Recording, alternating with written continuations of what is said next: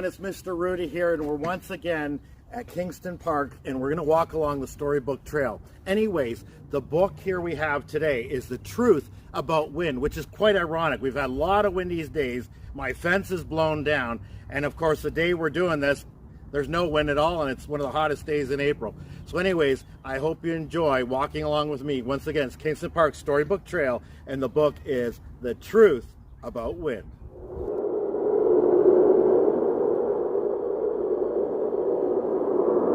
The Truth About Wind by Hazel Hutchins and Gail Herbert. Illustrated by Dusan Petrovic.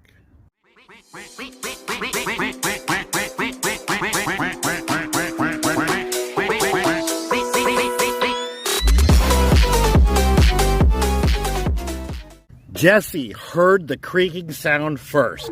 A wagon was moving along the path behind his yard.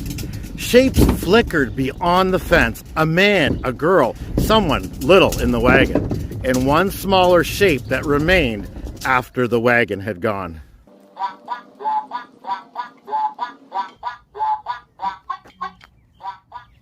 Jesse peered between the boards. Looking brightly back at him from the tall, wild grasses was a horse. A horse the color of a crow's wing, so shiny and black, no one was in sight. Jesse coaxed the horse with clover and dandelions to the safety of his yard. He built it a perfect stable beside the shed.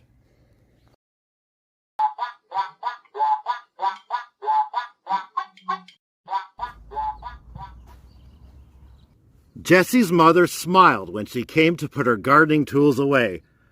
"Where did you get this fine fellow?" she asked. "Grandma," Jesse answered quickly, "he runs faster than any horse in the world, so I have named him Wind."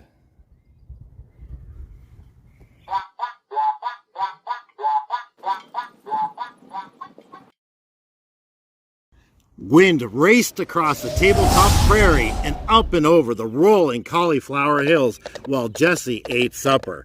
He leaped deep canyons and sailed above tall waterfalls while Jesse had his bath.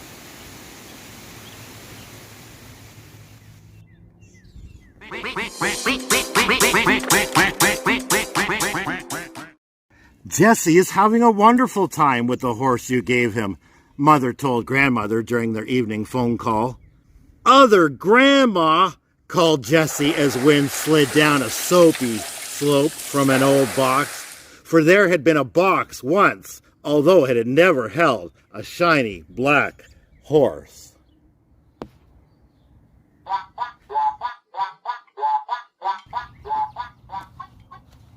Only when lying in bed with Wind asleep on the pillow beside him did Jesse begin to have an uneasy feeling in his stomach.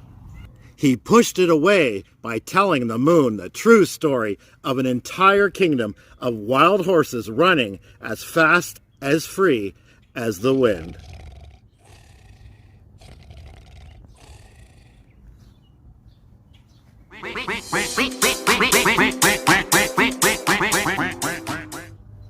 All that week, Wind lived up to his name, galloping up the slide at the park, racing along the river path, and splashing through puddles at glorious speed.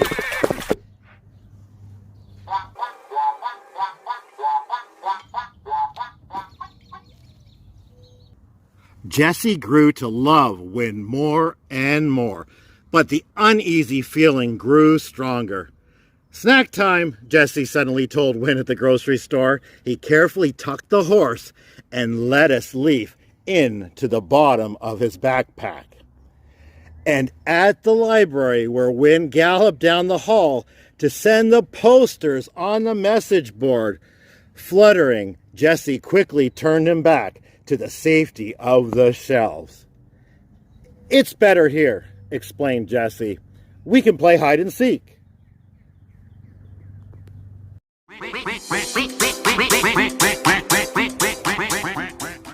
Each day now, Jesse became more watchful. Jesse has decided there's a troll living under the bridge. Mother said with a sigh on her evening phone call to grandmother. We had to walk home the long way around.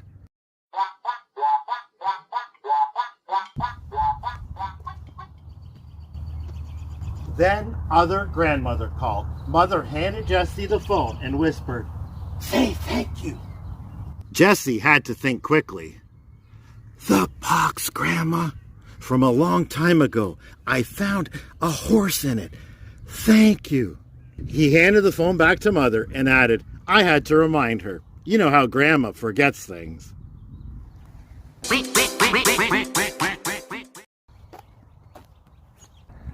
But Wynn's head had lowered as Jessie spoke, and they could no longer meet each other's eyes.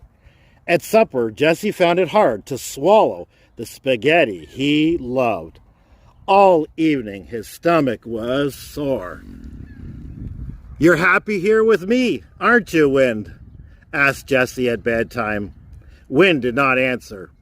"Do you want to hear more about the true kingdom of horses, Moon?" asked Jessie. The moon stayed silent in the sky.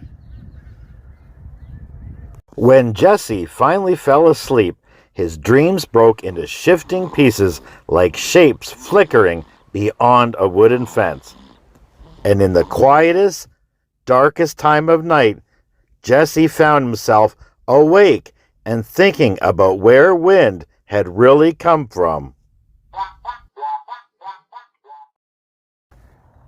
The next morning, even when Jessie offered berries from his cereal bowl and built the most tempting race course around the milk carton, Wynn stood unmoving beside Jessie's cup. "Your horse is very quiet today. What's wrong, Jessie?" His mother's voice was gentle. But how could he ever explain? "Not hungry," said Jessie, and he slipped away to the backyard.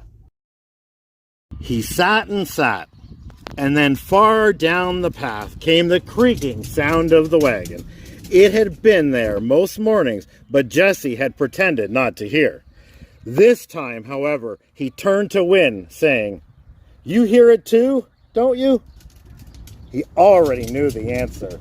Jessie gave Wynn one enormous last hug. He hurried to the fence. He forced himself to hold the horse as far as he could toward the people on the path. A single word rang into the air. "Midnight!" It was a name so perfect and said with such joy that Jessie's sadness and confusion suddenly fell away. The girl ran forward. "You found my horse! You found midnight!" And the shiny black horse, dark as midnight, fast as wind, raced home.